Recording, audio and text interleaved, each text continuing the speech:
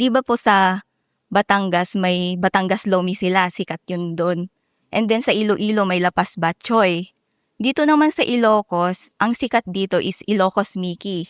Isa ito sa mga paborito or comfort food na noodle soup ng mga Ilocano.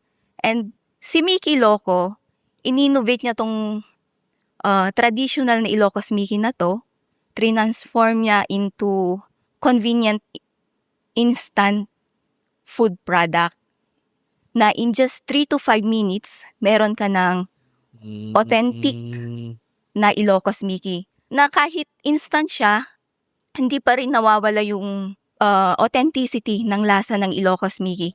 And at the same time, yung cultural identity nito. Mickey Loco kasi specifically talaga na create para sa mga fellow Ilocanos na malayo dito sa Ilocos, malayo sa probinsya, nakatira sa ibang probinsya or nasa abroad. So, alam kasi namin yung feeling ng malayo din sa Ilocos kasi tumira kami for almost 10 years Saan? sa Bataan.